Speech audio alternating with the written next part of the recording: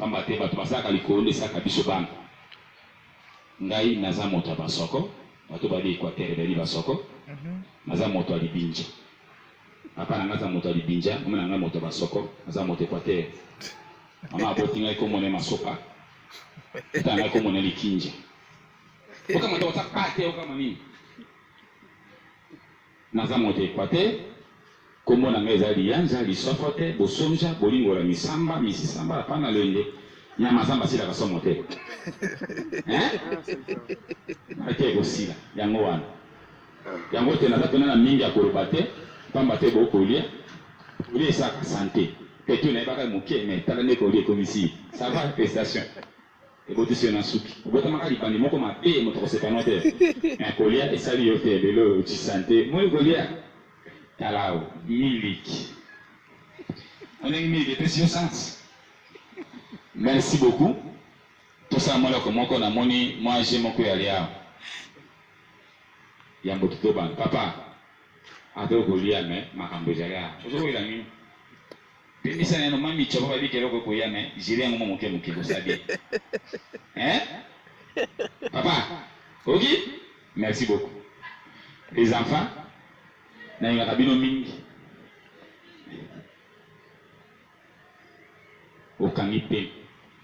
Ngwama bako niyo kubanga karisma soki batili yo biloko balia kalokula nyama zanga oki Daniel ngai na yena batu na yena banyama na nyama moka vani nyama zamba soko mono obiyo yo kwa ninyo oki mambangu pinjambe bino pesi ngai mazamu wasika na so nani mwana tatu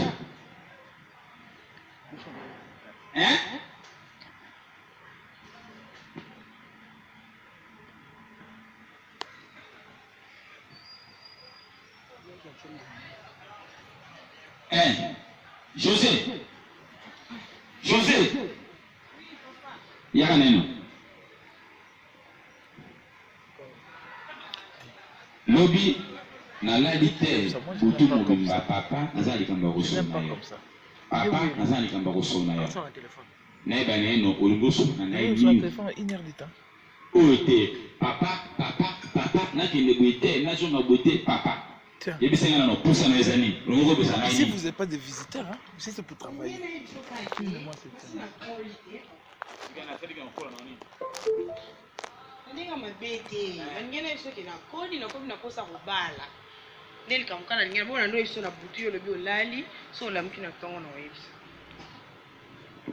Jamba kumisa moko na posa kubala. Odi mibali. So linga mibali. Fais comme ça. OK. Olinga. Solo. Olinga kamibali. Albera kwa fete bébé j'étais mpe onimi mlingi yo. Ah j'ai même testo. Comme pour venir à bébé j'étais je peux pas je bijou. Ça kango. Maintenant on une question. Ça ka je peux ko ndo ka ça WhatsApp. Olingi ko ça kango boku. Oui, pas ça là. Mama na ngai masopai. Bon. Okoro bina ngoko mina posa ko bala ngai na okesenga. Mais lokola teolobi mobali aza déjà azali solo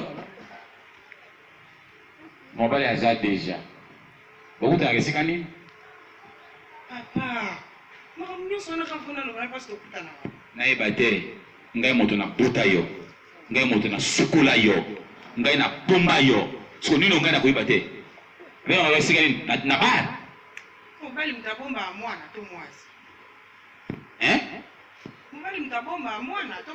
mama na yo aza kovanda ndako te ilanga ngonga nyonso ngai na kotika no na libinja na mai ya libinja ngai na yo to kusuku na kusukula yo mai na mai ya libinja mama na zalaka te ngambanga na yo mbala nkomone nani awoya aka omona sona bina presenter yo boye uzela ka oya awoya komona merci. Lokola obite mobala ko yo mona ye ngana ko se mobala ngo aya eza problème te soka ye eza problème te na ko mona ye na ko ndima te aya to sola okoli kumbi mwasi monene ngai na ko ninga te na ko boya te na ko ndima yo oyo te papa yo moto okoluka obunga adresse bonjour Ah. Ça va? Kabouya. La bungi makasi depuis que nous avons eu papa, où est-ce qu'il est? On avait eu José, ma femme, mon épouse. Pardon? Hein? Pardon? Ma femme, oui. José, maman, tu sois là, baki tu n'as mon appareil na yo. Bako sois là, bango. Oui, ça n'a tiré des jours. Après des jours, déjà c'est bon, on a pris. C'est bon, oui. Quand vous avez un avec oui, ça n'a pas soin papa na bino.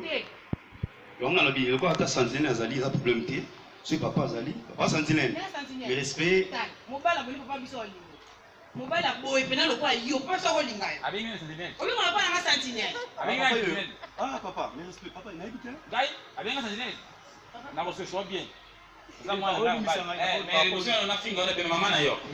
Pour na pesa na sonne no pe na na fait. Na ko se so bien na simana no, na fini na yo non. Pe maman na yo, kama na maman na yo. Na ko musanga na simana na fini na yo. Mais sentinelle. Mimi kosi yo. Hein?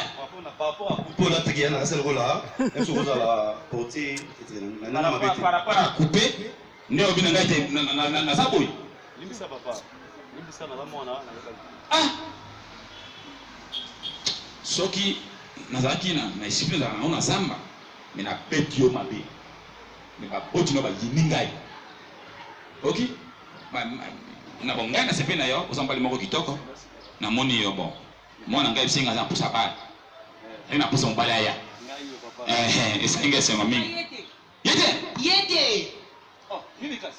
Yete, je reste pour vous bana lingati. Ngana msa kwa pa biso. Opesa na 48 heures sur la papa. 48 heures nini? Papa ko lande mo eta fatigué. Yebi sema siko. Ye mbayo pone bala te. Yete. Papa na ngali kinjae. Sika. Bon papa, ngai na ukanga sentiment moto te hein. Na moni yo ozana yo mwindo mandefu. Bon, ya lingine moto pembe. Ye moka za mwindo. Soka pati mindo robota ni kal. Ninga bale moko lokola wa pembe. Moni papa vandia. Ma couleur ya boka sala mo multicolore. Ba créer mon morceau comme moi marocain. Na zo raisonner Kenya pardon. Poto na ili imapona. O kasi poto de lengi sangai. O kasi poto na wana fumande elengi sangai. Watu bakufa na poto ibembe yakati. Na France basi bazate na boy. Kilo linga na France, jirasi na boy. Oh, papa. Na tiki yo. Bon, français. Papa. Na problème qui vous avez 10 euros. Kende. Kende, bonne intimidation papa. Merci. OK na kimia hein? OK na kimia. Libérez 200 na petit. 200. Depuis yo alo ka bili ngaja tana yo bali. Pesa ngai. Merci. Kena yo. Mana boyo hein? Te, ngongeza te. Simba te. Merci. Kene tana papa ka chuma mombele kuno kujwa pasa kitoko ha kolingo. Bonge na sana tino na yo. Ngai na ibio. Mbakuna nyama.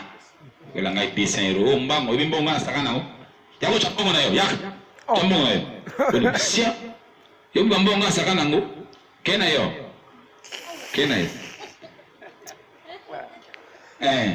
Yete. Ngana boy mbongo yo landi tozwa ngana yinga ngai. Mabe zero petit.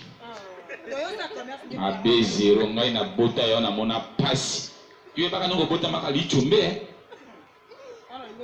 Tangaka basolo kwa kizengi okupimisa salite lokola mwana moka liboma. Ngai na bomba yo. Bon, luka mbaye na yo ngai na ebite. Soki aye ndeto go bane mamo ça. Hein? Ngai na kopekso mobali te. Kasi te soki mbala mona ya kimia, ngai na koboya te. Ah, tika mtu na luka yeyo. Ah, bisa mabebo ndio. Kibana. Na papa bino. Ah, nani mutabusu? Wewe papa bino nenga. Papa siko tingi ba kwisi bo bipe nani.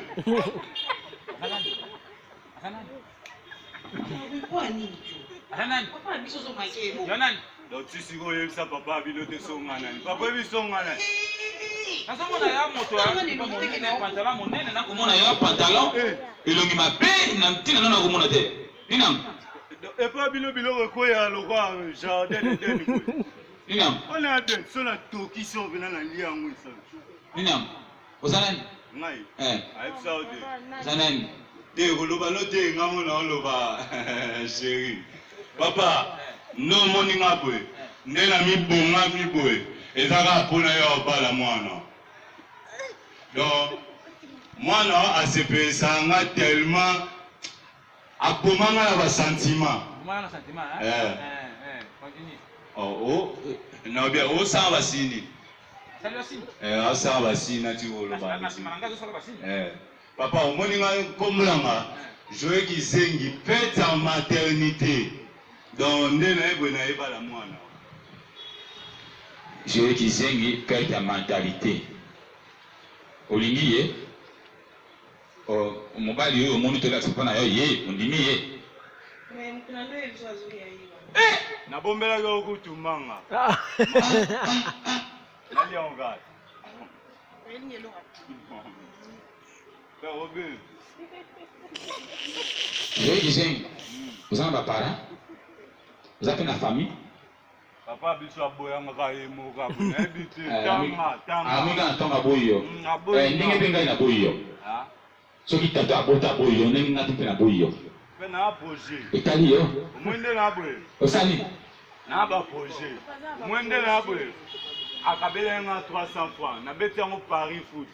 Siko nataki Barcelone a gagné l'handicap. Nde Barcelone a gagné l'handicap. Bon, so na gagné. Na epesa mwa ni balo pesi nga réussi. Yo sa mo da Paris foot. Na beta Paris foot. Oteki mo da handicap. Ha? Oteki na handicap. Nataki Barcelone a gagné l'handicap. Siko Papa, nde za bona bige. Bonjour papa. Onen. Le mari de José. Onen. Nini? Le mari de José. Ya. Bébé, ça va? Mama na nga no no. Oh, comment c'est? Quel mari ou hein? Allez bio, allez bio. Onen. Oh, comment ça? Voilà José. Merci. Papa. José. Papa. Qui sont là? Onen. Le mari de José. Le mari de José. Je suis venu marier José. Yo, oye na Maria kombi ba bili na monoko boyini. Petit. Petit, yo. Oti koyiba ka mikata ba to bomi na matama na yo ko boma na José. C'est ma façon. C'est ma façon. Pasa yo. Ile kote. Ile kote. Na monoko ile kote. Yo. Mama na Dayo. Sopai. Dayo mbando ke ponela nga mbanda dokolo. Ngakoza mbona nayo. Ngakoza mbona nayo. Ngakoza mbona nayo. Yo, na ino si. Yo. Officier. Oh, bon ngai. Ya. Tellement, oza fuka man, tellement. Yo.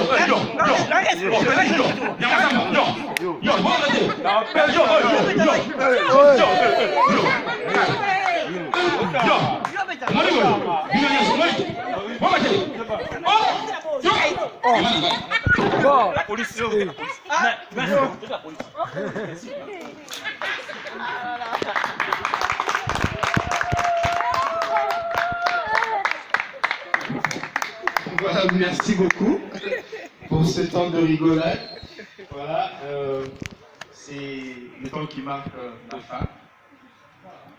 Le temps qui marque la fin. Et je pense que maintenant là, il y a encore quelqu'un parmi nous qui est dans le département de relations publiques, qui va se présenter lui-même tout à l'heure, qui a...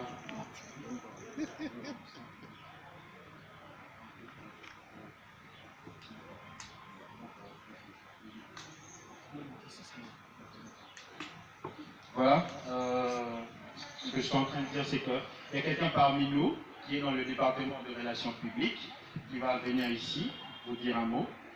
Et voilà, je fais appel à Fiston. Des applaudissements, s'il vous plaît.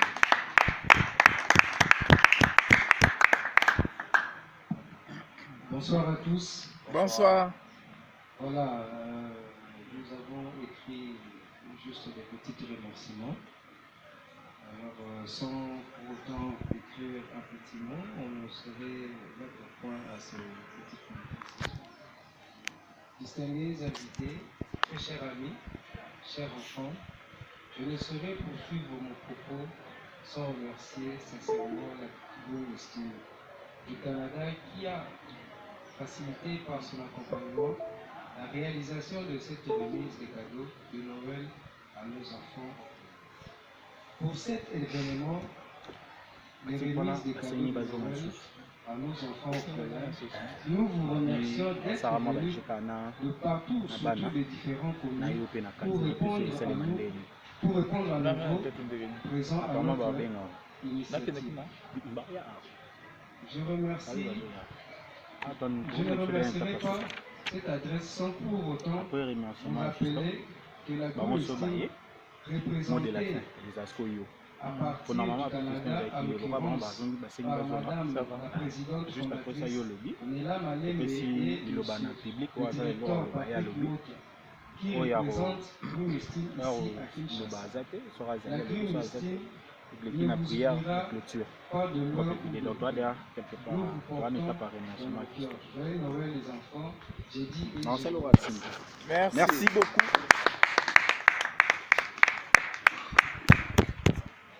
Voilà, un grand merci à notre très cher fiston.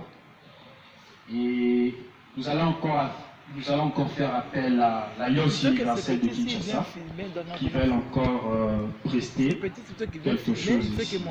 Donc nous appelons l'Alliance universelle, si vous pouvez vous rapprocher, parce que nous courons derrière le temps. Veuillez vous rapprocher s'il vous plaît, Alliance universelle. Vos applaudissements s'il vous plaît.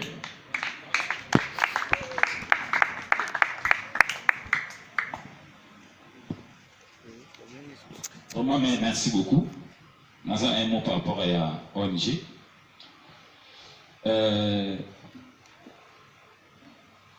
Merci que vraiment pour la journée. Et puis, merci Ningina, papa. Merci Ningina, Makanisi, maman Nabiso.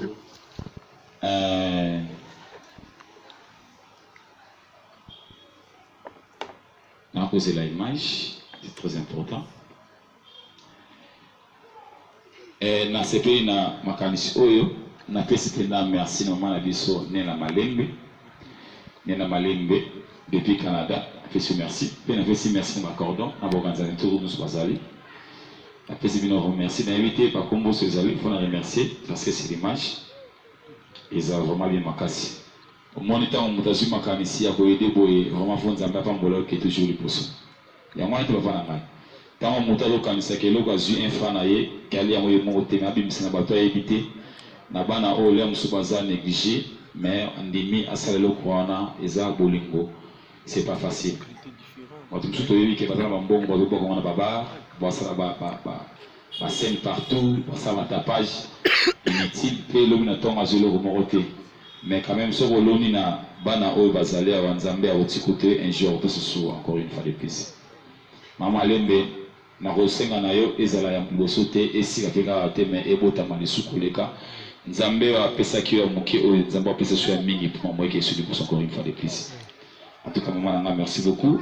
Na pesi merci na Fortina Mongombi.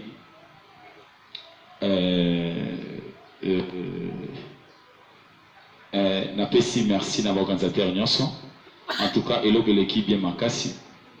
Ngana sepeli. Bana baye, toseki, tolie, tomeli, il y a moins de sentiments. C'est bon, non? Ngesalinga joie, la monnaie yaya, ton effort. Tu as beaucoup mangé, il y a des plans là-bas à l'intérieur.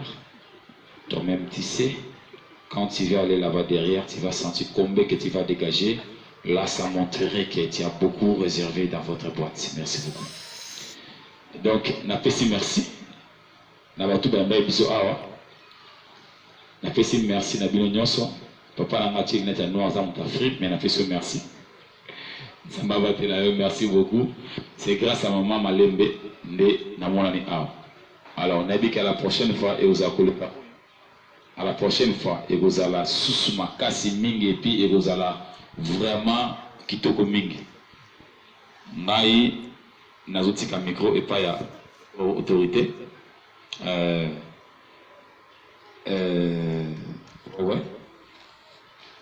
Babi maman Malembe azana bureau naie après na bateau bazotika été baza toujours ensemble. l'union fait la force. Donc, on a fait merci à Maman Lusambo. Maman Lusambo a fait mbote belé.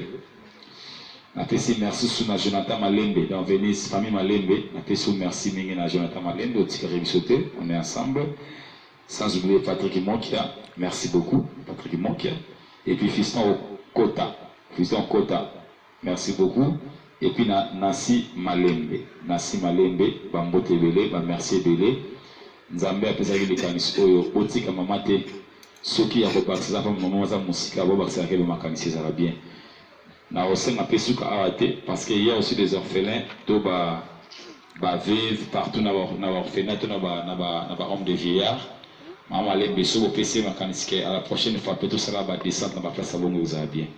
Parce que tout temps la vie bongo mingo mona ke ezali mais moto akotia mo appui que vous qui ne pouvez pas les cancher mais je crois qu'avec Mamoulou Samba, avec Jonathan Malembe, avec Patrick Mo qui a fait fiston au Kota, Nanasi Malembe, l'initiative est bien pour que les jeux lobby la place sous toro de en tout cas, par exemple, il a fait la force pour que toujours les bossos, Nzambali n'a pas tout à raboyer. Bon et bon relais à Maraboy, qu'il y a Maranabar, oui, Tokotaraba, et après on va la Linzala, bénédiction des Arabes. Merci beaucoup, maman Nanasi Malembe. Merci beaucoup na l'initiative et puis merci à merci à tous les enfants, merci à l'UNESCO, merci beaucoup.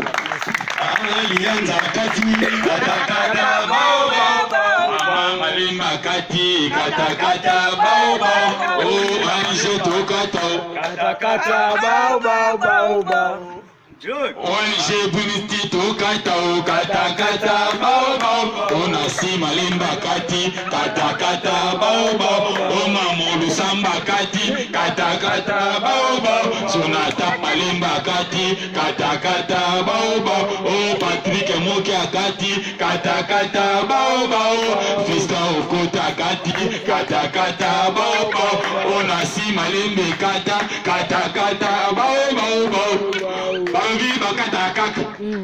maman Nasi Malembe akoma bikabaka baka baka baka Oh maman Nasi Malembe motema boboto boto boto Oh maman Nasi Malembe motema malamu lamu lamu Oh Nela Malembe mama akabaka kabaka baka Oh Nela Malembe motema itonda boboto boto boto Oh maman Malembe yendo sunga bonfele Oh maman Malembe motema itonda bolingo Oh maman Malembe yasunga kaba ofele Oh maman Malembe motema kugagagate Oh papa Jonathan Malembe Oh Patrick Mokia papa motema malamu Oh Fiston Okota papa motema malamu Oh Nasi Malembe yende akabaka kabaka bakaba. Merci beaucoup à vous, merci beaucoup, merci.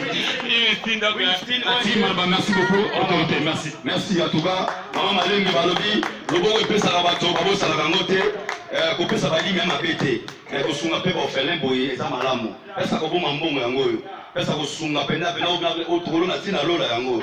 Maman Malembe atwa ko changer politique. Ko senga na gouvernement so bato soutenir bango yo. To boy bato ka ba lelo ba sexy lobi na ba ina rébellion. To bato sunga ne bato yo, bato sunga ba felin. En tout cas, Maman Oumela, Yoko Oumela Théozala, ton équipe mobile, en tout cas, merci, bye. Voilà, merci beaucoup.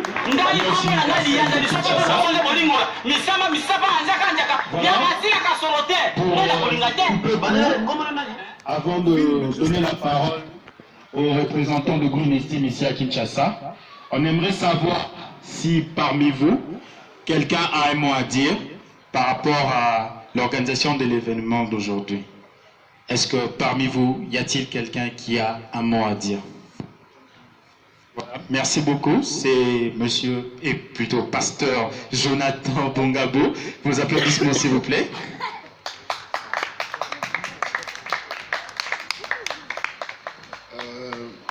En tout cas, ça sera, je pourrais me faire passer pour un ingrats si jamais je n'oserais pas dire un mot vis-à-vis de ce qui se passe en ce lieu. C'est vrai que nous sommes en train de traverser des moments difficiles actuellement dans notre pays, mais le fait de voir ce qui se passe quand on déverse quelque chose, comme ceux qui m'ont précédé tout à l'heure l'ont dit, je pense que ça mérite une reconnaissance. Et je voudrais dire d'abord merci à la fondatrice Maman Maleme, qui est Nela Maleme, et je suis très content du fait que ça, ce n'est pas une première fois. Elle a toujours fait avec son équipe, et aujourd'hui, je voudrais profiter de cette occasion avec l'autorisation de la fondatrice de la fondation FPM, donc Fondation Bongabo Monka, pour remercier toute l'équipe vis-à-vis de ce que vous faites. Nous avons une vision avec ces enfants et tout ce que vous faites, c'est nous accompagner dans cette vision. En tout cas, nous sommes très, très reconnaissants du fait que les enfants ont maintenant un sourire dans leur visage, vu les difficultés qu'ils ont rencontrées dans leur vie. Mais tout ce que vous faites, leur donner à manger, leur faire rire, sont des souvenirs qu'ils ne s'oublient jamais. Alors, je pense que le Seigneur qui a voulu à ce que vous fassiez partie de cette organisation, de pouvoir aider les orphelinats, les ONG ainsi que les fondations, ce Seigneur-là vous bénira énormément. Je le crois du fond de mon cœur, il vous bénira énormément. Vous savez ce qui va se passer avec ces enfants? Quand ils vont prier, ils ont leur façon à eux de prier. Ce n'est pas comme de grandes personnes. Bango problème na bango ezala tango ba obondela. Nzambe permettre biso suba bengisa biso tolia. Ça biso sungoli ba pesa biso suba cadeau. Et ce sont des prières qui sont sincères. Pourquoi? Parce que ça leur fait plaisir. Et moi je crois qu'au travers de ce qui se passe avec tous ces enfants, comptez seulement le nombre d'enfants et chacun d'eux en train de prier pour que le Seigneur vous fasse du bien. Je crois qu'il y aura du bon et l'avenir nous réserve beaucoup de choses. En tout cas, je vais m'arrêter par là pour ne pas prendre beaucoup de temps. Que le Seigneur vous bénisse. Merci. Merci beaucoup, pasteur. Voilà, il y a Étienne Chassouma, le représentant de la communauté de Matadi Kibala. À vous la parole. Comme on dit, la main qui donne, c'est la main qui reçoit. Le pasteur a déjà tout dit. Bon, je vais parler en lingala pour que les enfants comprennent. Pasteur déjà le bignos. Donc, tu resserres en Nzambe, Asali sa green team, Babenga biso lisusu, pour na bons oreilles sous bakado, tout lier ensemble, tout se caner, tout sera kinelo. Donc, ils ont mal sauté, ils ont un peu mal sous-batté. Bon, je crois que on a qu'à dire merci beaucoup. Merci beaucoup, Étienne Tiassouma. Voilà, nous faisons appel aux représentants de Green Estime ici à Kinshasa pour le mot de la fin. Mesdames et messieurs, vos applaudissements s'il vous plaît.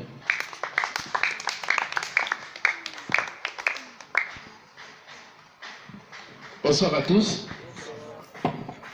Je suis vraiment très ravi de vous revoir encore une fois de plus de nos côtés.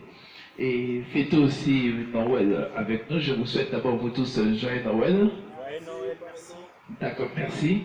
Et en tout cas, il y a dans la Fondation Bongabo une personne qui ne se sent pas bien, qui est actuellement maintenant à l'hôpital. Et nous soutenons de loin et de près. Et nous ferons le nécessaire pour faire un petit tour pour le voir. Et il s'appelle Fortina, dans la Fondation Bongabo. Et on est de cœur avec lui en tout cas. On passera vraiment le voir vraiment. Son cadeau est là et il va aussi récupérer son cadeau de Noël vraiment. Je remercie aussi la Fondation Matadi Kibala d'être avec nous ce soir.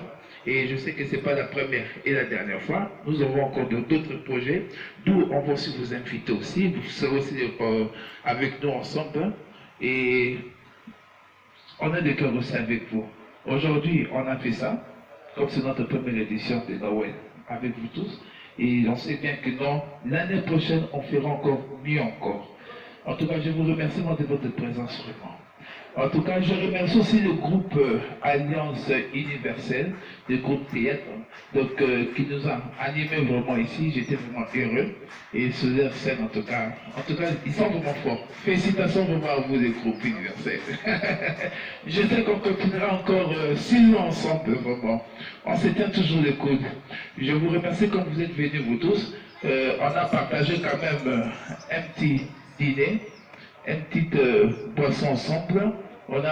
Ici, on va faire aussi quelques échanges aussi des paroles ensemble pour gagner des temps. En tout cas, je vous remercie. Que le bon Dieu soit avec vous et qu'il puisse vous bénir dans tout votre avenir et les avenirs futurs. En tout cas, nous resterons toujours en contact avec vous en tout cas. Merci. Voilà, merci beaucoup, représentant de Green Esteem à Kinshasa. Voilà, pour clôturer, comme nous avons commencé par une prière, je pense que pour la fin, nous devons faire de même. Alors, c'est avec un cœur joyeux qu'une fois de plus, je vais encore appeler le pasteur Jonathan qui puisse clôturer cet événement. Merci beaucoup.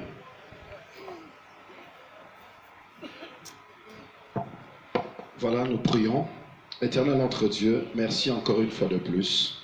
Ça a toujours été un réel plaisir de commencer, de débuter avec toi. C'est vrai que nous avons commencé cette organisation, cette manifestation avec toi comme Alpha. Et nous voici arrivés à la fin comme Oméga, Seigneur. Nous sommes très contents de ce qui s'est passé en ce lieu, de voir comment est-ce que cela a été une réussite. Seigneur, nous voulons que tu puisses nous garder dans nos chemins de retour. Rencontre-nous dans nos chemins de retour. Certes, nous serons en train de vaguer dans nos occupations.